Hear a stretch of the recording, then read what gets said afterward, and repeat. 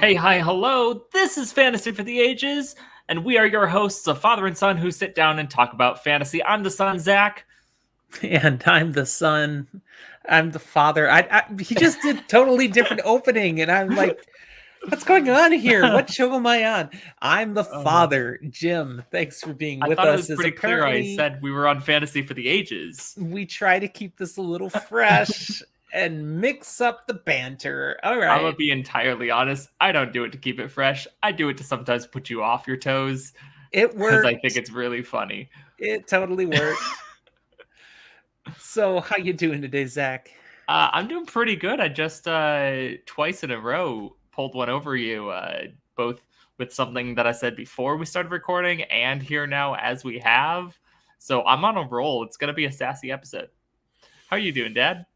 Suffering, clearly. I can't keep up with my son.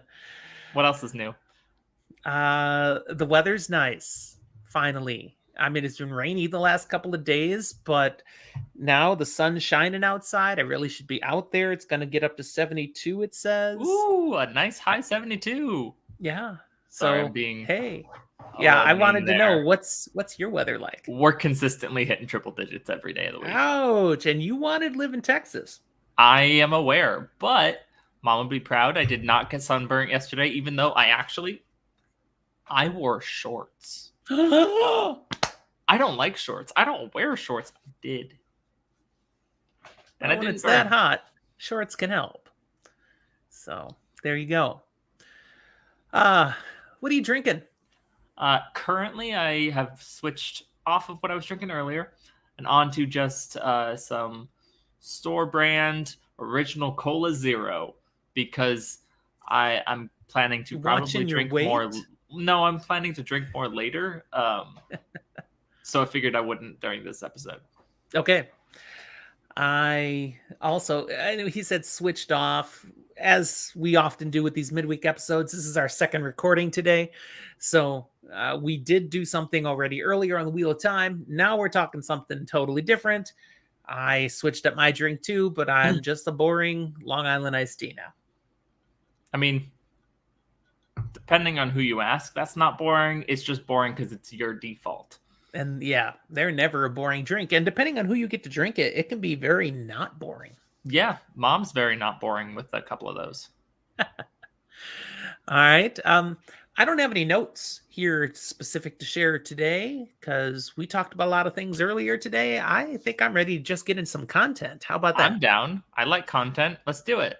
Do it. Today we've gathered again for one of our to read or not to read episodes where we talk about a series that we're familiar with in some Mhm. way and whether or not you ought to get familiar with it. And if you've read it already, then you get to see if you agree with our take on it. So, Dad, Uh, help me out. What are we here to talk about today? Yeah, today is a series that Zach isn't nearly as familiar with as I am. The books of Shannara. Do they have a good, actual name for the full series?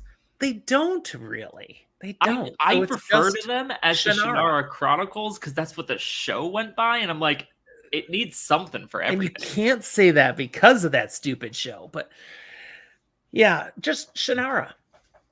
It's the world of Shannara, the books of Shannara, the Shannara universe, whatever you want to call it. But these are all these books written by Terry Brooks. And I'll talk a little bit more about the books themselves. But before Mhm. we jump into that, just a reminder about to read or not to read. We're spoiler light still. We are not going to ruin the plots of these stories. We're not going to go into great depth and detail about what they're all about. That would be a Mhm. different kind of episode. This is just talking about, in a highly subjective way, our opinions on the series as a whole, our personal experiences with it, and whether or not we think someone else might want to read them. And are completely non-arbitrary rankings. Yes. So, just the facts. This fantasy series started way back in 1977 I with definitely was not born then. You were not, and I was 7 years old. The Sword of Shannara. It's a book set about 2,000 years after the Great Wars, which was a massive nuclear holocaust that wiped out most of life on the planet, even altered the geography. Most technology disappeared. So we're And talking like the equivalent of a super World War III kind of situation. yeah, this is really a post-apocalyptic story. And during that time of great destruction and all, and nearly all life being wiped out, magic was rediscovered by the little bit of life that survived. This first book takes place in a world that is very traditional fantasy, in that it's people living in a culture that now looks a lot like the stereotypical Western European fantasy scene. Mm-hmm.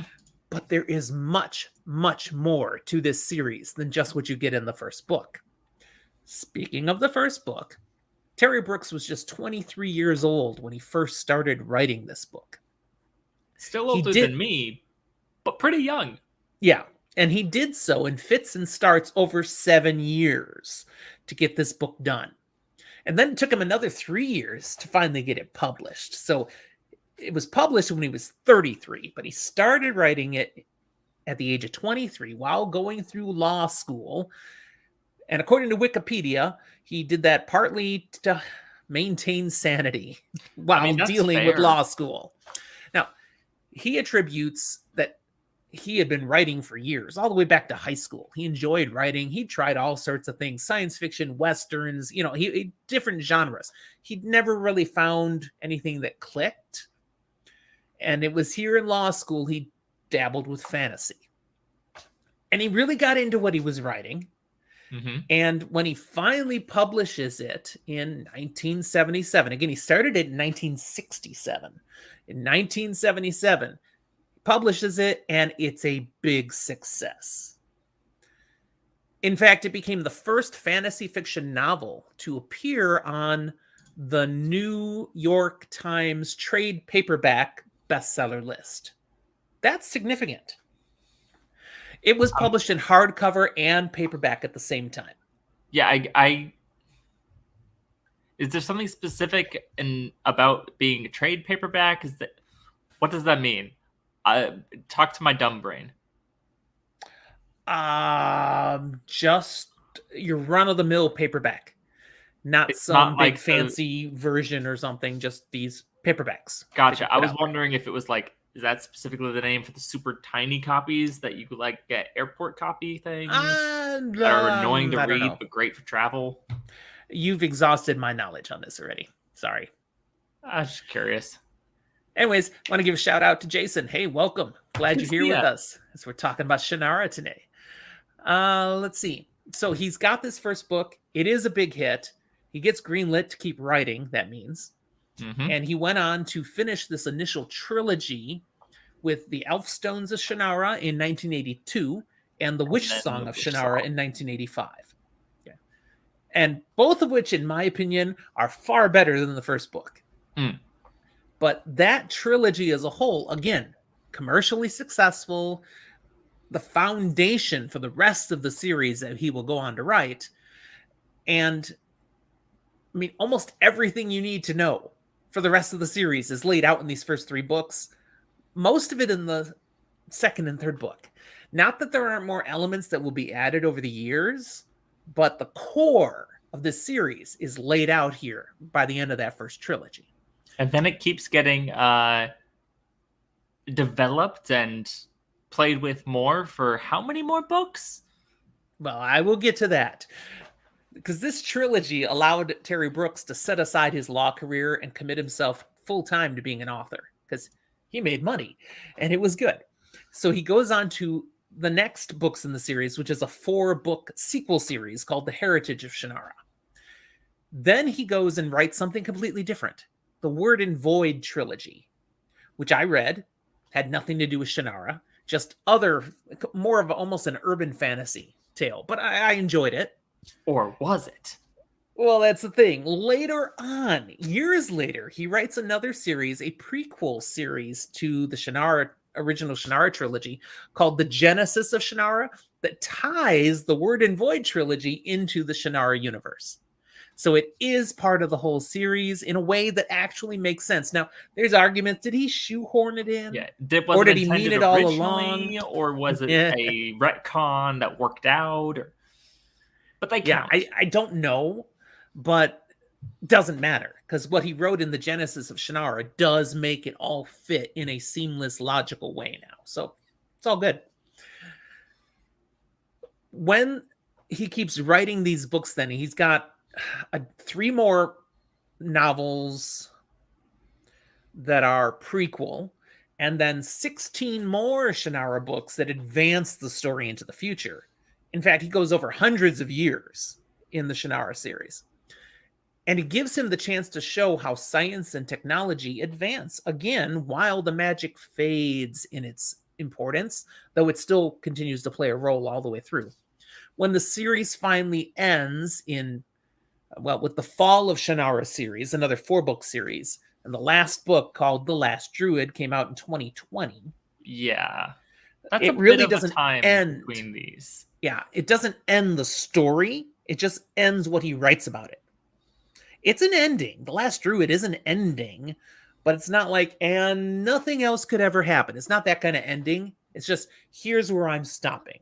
I don't believe it's something that he would ever pick up and write more, but it, as far as I understand, is something that theoretically in the future someone could. There are story hooks left there. Someone could tell more about, could write about. It's entirely possible.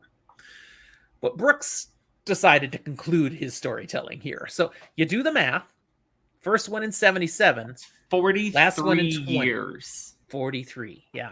So And over those 43 years, he wrote 32 33? novels, 32, and 8 short stories. And then there was one horrible TV adaptation. All that fits in this 43-year stretch. I admit that it's not good. I enjoyed it. I know, and I still own you as my son. I just don't disown you for that, look, but when it that comes to hurts. That fantasy hurts hard. adaptations to a certain extent, I take what I can get. I love if it's good, but half the time or more, it's not, and I'm still gonna love it. But now we have so much good stuff out there. You don't need such trash as the Shannara Chronicles. You I don't know. just don't. Sometimes I really need that like teen girl drama trash in my life. It fills a void sometimes. Jason's given us plenty of real world trash. What we could do with Shannara for TV series. All right. Personal experiences with Shannara. Yes. I found the Shannara books in the mid 80s, high school. There wasn't much out there yet. It was just the original trilogy, I think, when I first picked them up. And I enjoyed it. And then as more books came out, I kept reading them. So basically, through most of the 43-year experience, I was reading these books as they came out, always looking forward to when the next one would be around. And the last 4 books, yeah, he published them saying, this is the end. And I'm like, give me, give me, give me.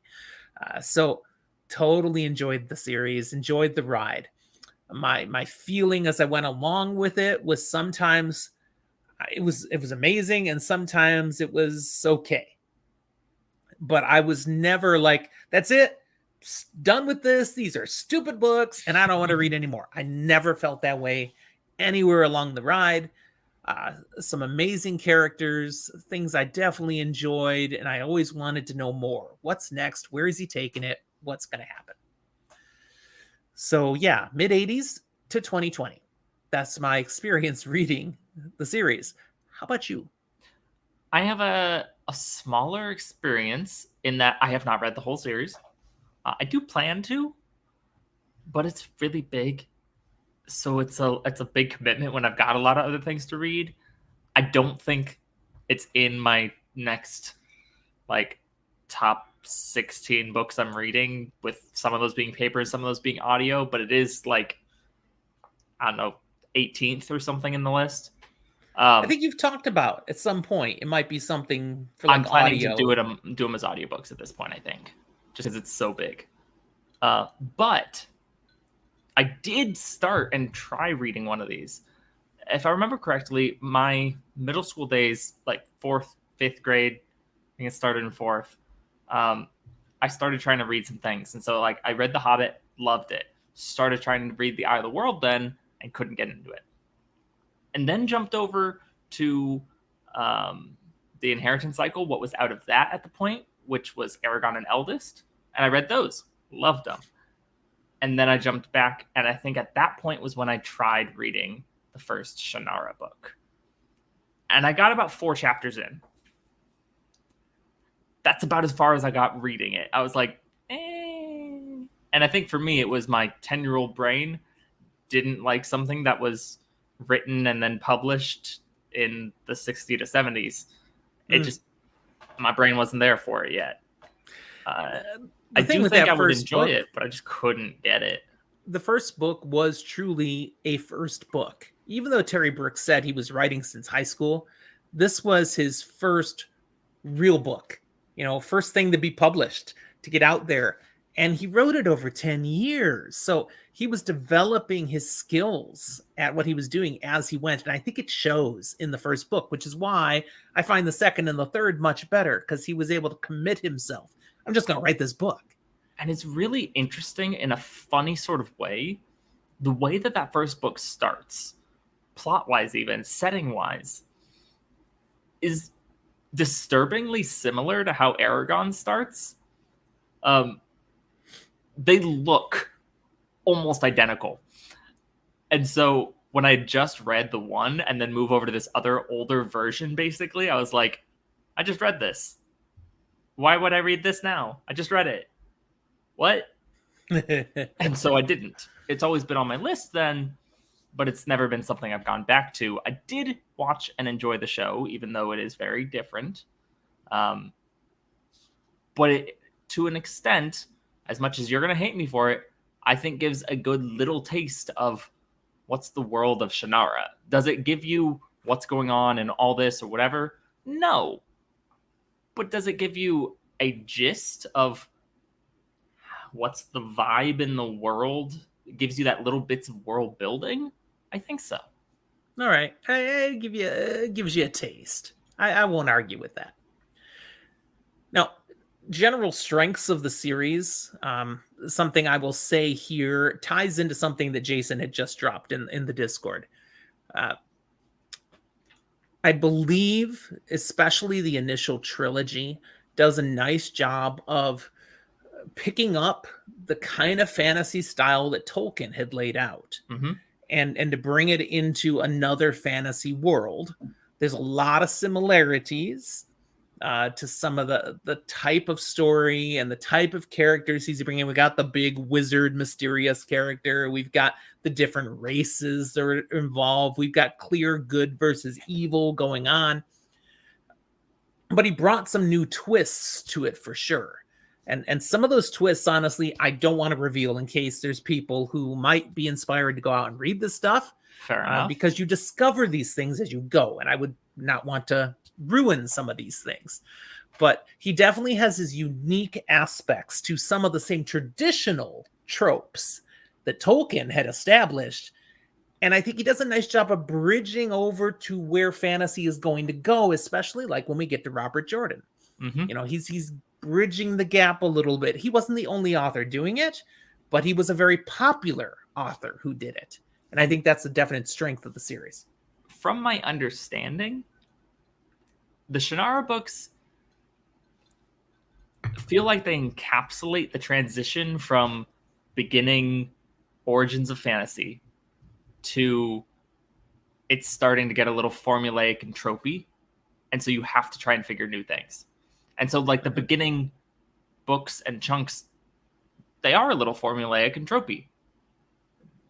But as it goes on, it continues to try and, like you said, do new things and develop with its own significant twists, because the series that goes over 43 years of publication requires it to adjust, or you're not getting really the sales anymore.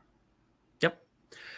Another strength of the series is that it introduced many of the character classes or types that we're used to. Let me go to races, for example. We got elves, we got trolls, we got gnomes, we got dwarves. Okay, a lot of things. Oh, of course, we have humans.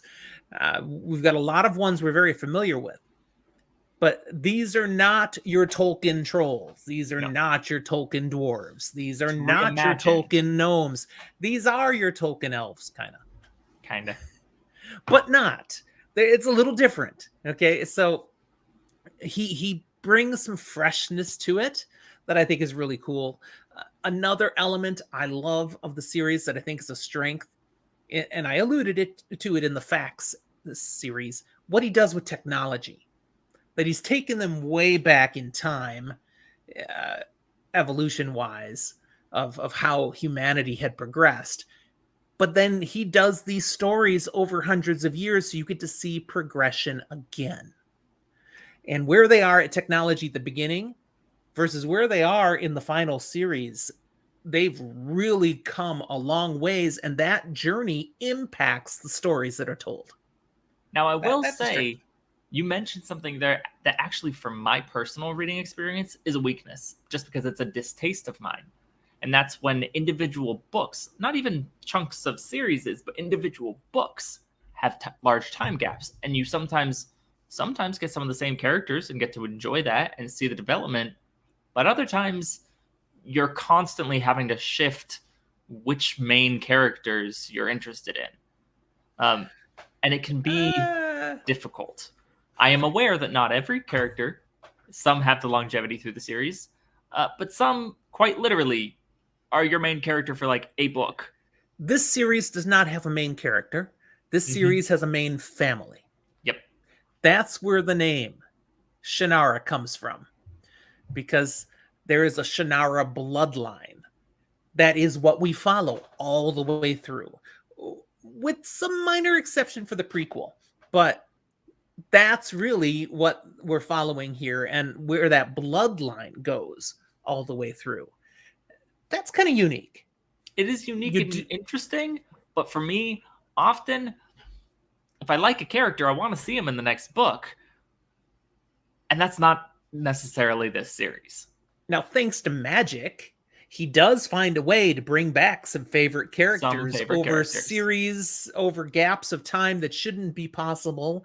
He finds a way. A couple different ways that are really interesting, I thought. Even in the final series, we're seeing a character we met way back in the Heritage series. That it's like, what? We're talking centuries later, and Mm-hmm. he finds a logical way to bring the character back. It's kind of cool. Now, I do want to give some credit here because I've actually said a number of like detracting things. Um, Shannara, to me, also has a very questy, classic D&D feel.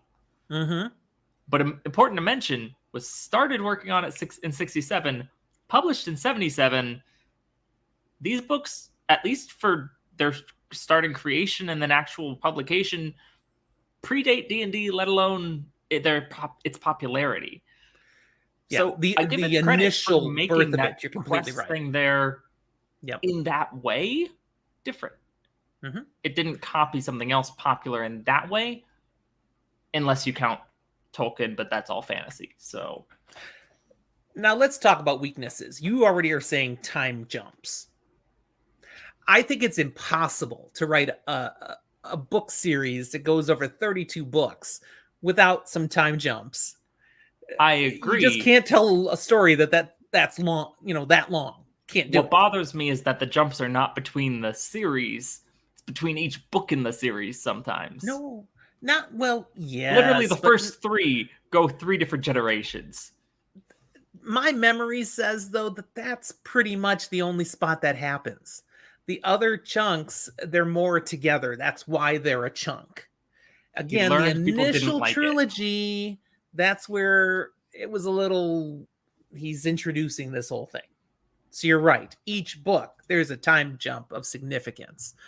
That's not how the rest play out. No, but when that's where you start, I think it's important that setting up what the rest of the series is going to feel like is kind of important. Because if Okay. you can't get people to be interested and commit to it, they're never going to see the later stuff that does that. Another weakness of the series that I don't necessarily agree with, but I understand why some people feel this way. is they find that he starts to get repetitive with some of the types of stories he tells over the course of these 32 books. If that It happens when you starts to write 32 lose, books. yeah, starts to lose some of its freshness, they feel. Some of the books feel a little stale because you can only introduce so much. It's like, oh, we got elves and humans conflicting again. You can only do so much. He does it in different ways, new things for sure. I As much found it as good, but not everybody will. as much as I probably would actually be in the camp of going, I'm bored at seeing a same story repeated in a slightly different way. Uh, I do commend its realism that having that element to show in your books history repeating itself is cool. I don't know if I want See? to read it, but it's cool, so I respect it. One of the best things he did in this creation of this world, but also therefore one of the things that starts to become repetitive for people, is the name of the third book, The Wish Song of Shannara. He creates this thing called the Wish Song. I'm not going to spoil it, a type of magic that ends up tied to the bloodline. Now, if you do want to know more about it, we did already do a whole episode on the magic of this world of Shannara. Go We check did. that out. It's a little more spoilery. It was a lot more spoilery. Yeah. Yes. But what he does with the Wish Song, he develops it in many different ways over the course of the series. And some people get like, okay, enough with this Wish Song thing. I'm bored. I'm tired of it. I didn't get that way. And it continues to evolve the way he uses it, the way he brings it out in new generations, even all the way to the final series. So some people think it's a weakness. Again, I'm a fan, so I don't necessarily feel that way, but I get There's it. both strength and weakness in creating an awesome, powerful magic system because it can be really cool, but it can also run the danger of being like, oh, it's plot-driven Deus Ex Machina again. I guess a final weakness we might put out here is if you're looking for groundbreaking, genre-bending fantasy fiction, this isn't it. Okay, No, this this is is in the very mold. traditional fantasy. In fact, this is the mold at this point that other things often kind of like, yeah, you want to know what the classic idea of what is fantasy for the past 30 years until this most recent self-publishing boom? This. And that's it. He was still writing this very traditional fantasy even as late as 2020. So it definitely didn't stay up with the times of where things were progressing. There's really nothing in it that stayed culturally relevant as we moved into the aughts and the tens and the 20s. Things have shifted in ways that now you don't see this stuff reflected in the world That he being created. said, to the best of my knowledge, there's not a whole lot that like really doesn't age well. Like sometimes you No, have I didn't fantasy think so. that's written back in the 70s or 80s, and you read it now, it's like that didn't age well. For me, Thomas Covenant was one of those. One of the things that really gets downplayed, and I'm reading the Fiona Var tapestry right now, and the way women are portrayed did not age well, in my opinion. However, women in the Shannara books from day one are strong, are powerful. They're not the weaker sex. No. So very strong, very powerful. That has aged very well over the years. Question in Discord: can you read the series out of order? That depends on the books. I wouldn't recommend reading them out of publication order. I would recommend if you do need to read them out of order, probably skipping over the Word and Void trilogy or quadrilogy or whatever it is. It's not going to hurt you too much. You could potentially skip all the prequel stuff altogether and be okay. If you just started from the initial Shannara trilogy, went into the Heritage of Shannara trilogy, kept on going as they move further in, you might, when you get late, there's some references that you wouldn't totally understand, but they're minor. So That being said, skipping the older stuff, you would survive. If you started with the original trilogy and then skipped the Heritage and then moved to the next one, you're going to be super lost. Yeah, really lost. Okay. I think we've talked about the strengths and the weaknesses. Would we ever read the series again? That's what comes up next. My For guess for me, you is no. I'm too old. I got too much else I want to read now. It So took I you really enjoyed this stuff. I wouldn't read it again now. it took you 30 plus years to get through it the first time. Keep in mind, I read it all live. But here's the thing. Obviously, I've read the Wheel of Time books many, many times. I've read some other books multiple times. I wouldn't read these again because I understood them enough the first time. They're not so deep You that you don't will feel like forget you get a stuff from lot out of a before. reread? Yeah, you don't, not really. I mean, there might be some Terry Brooks fans out there going, dude, you have so missed out because you didn't do the reread. I felt like you can Wikipedia a reread on these and then go into the next book and you're fine. I didn't feel I had missed out on stuff with a gap before next book. I was okay just moving forward. So So I doing wouldn't my do a reread. style of reading is the ideal for the Shannara books. I guess so. You want to illuminate your Well, just style of like reading? as you go, fill in gaps and little things here with confirming your suspicions sometimes via various fan wikis and such. Okay. There's great information out there as long as you're careful about what to look at and what not to look at. Would I read it again? Yes, I'm going to give it a go because I haven't actually finished it yet. You know, something that's been mentioned a few times in Discord, and if you watch that Cruddy, the Shannara Chronicles, you've heard this term before too. Terry Brooks introduced a class, not a race, a class of character, the Druids. Now, Druids are something from the real world, and they're also in D&D. You can have a Druid, and he brought the Druid into the series as a really cool thing. The group of all different races who gather together to study and bring about magic.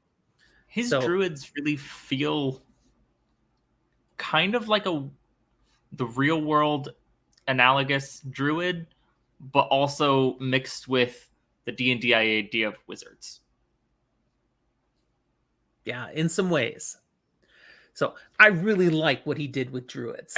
So that's something, if you're looking for something, you know, what does it bring that's maybe unique and fresh?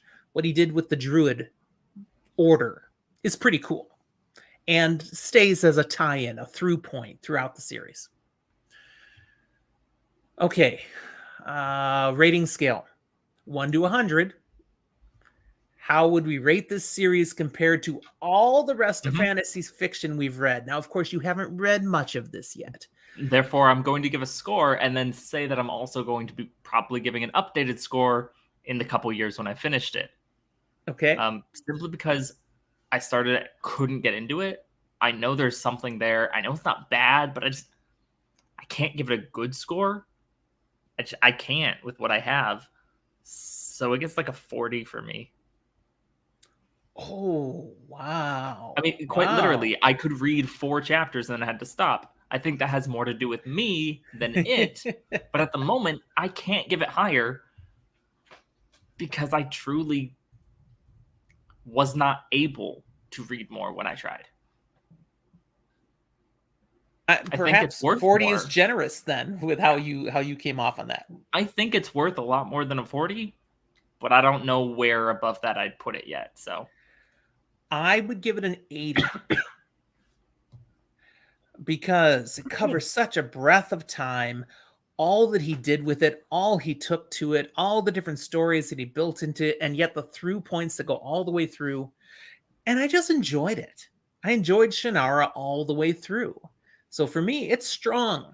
It's definitely strong, and I give it an 80. I know that's higher than I rated Harry Potter. You know, it's an 80 totally. my guess is that upon completion, this will end up ranked somewhere around a 70, 75, somewhere in there. I just can't be Okay, certain. fair. Final question. What sort of person do we think might enjoy this series? Apart from people who've already read it? No, that's a question because I feel like most of the people I would recommend this to have already read it. Oh, no, just if they haven't read it, so people who haven't read it yet, what sort of person might like it? And I'm going to go with people who like classic fantasy. They're going to Yep. enjoy this. Um, If you're People the who are kind of person comfortable with that who, Western European fantasy trope, they're going to totally dig this. They're going to get if into you've it. read Wheel of Time 3, 4 times, you've read Tolkien 7 times, you've read some of these traditional things. How many times have you read Dragonlance?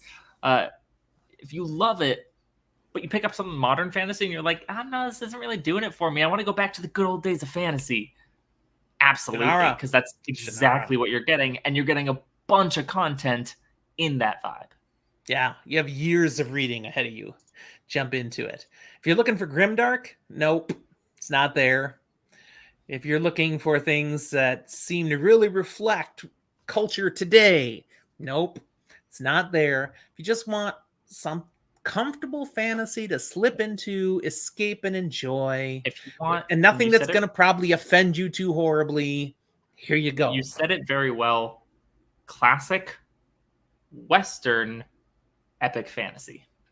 Mm-hmm. Yeah. Yeah. It's got some neat twists and turns. And it goes beyond some of the things like, again, the Fionavar tapestry, the Belgariad, some other classic fantasies, and some that were a little more progressive at their time, like you didn't like the Thomas Covenant Chronicles. Didn't at all. The Didn't Chronicles of age well Thomas before Covenant, the Unbeliever, to be technical, which I liked. That pushed some things, and there's some edgy parts. You don't find the edgy stuff so much in Terry Brooks, but you do find some good, engaging stories.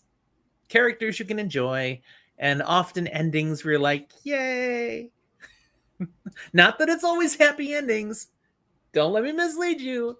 But usually you're like, yay. You heard by it here the end first, of guys. The Shannara Chronicles, all happy endings. No, totally not. Totally not. In fact, there's one character, very tragic. But you have to read it to find out who I'm talking about now. Woohoo! Yeah, there you go. All right, that's all we got. Shorter episode for you today. That's the hallmark of a midweek episode often. Thanks for being with us today. Hope you enjoyed it. If you did enjoy it, we want to encourage you again to like this video. Maybe, interact with us, drop some questions or comments in the chat there. If you're listening in the audio format, rate it, review it, share the word. If you're on Twitter, tweet it out there to people. Hey, check out this one in Shannara. And maybe see their other content. We've got stuff here we'd love to share with people. And we'd love to talk with you more. And that's why you'll find in the show notes our email, our Discord server. There's an invitation to join us there. Our social media common things like Twitter, Facebook, Instagram, our merch shop. We have just a couple of things, but you can buy some Fantasy for the Ages stuff. And our Patreon page. Join us on Patreon, support us, interact with us like Jason did here in the chat today. That's open to all our levels of Patreon supporters. Woohoo! Did I miss anything, Zach? If you did, I'm sure it's in our credits that should roll at some point here. They are now. There they are.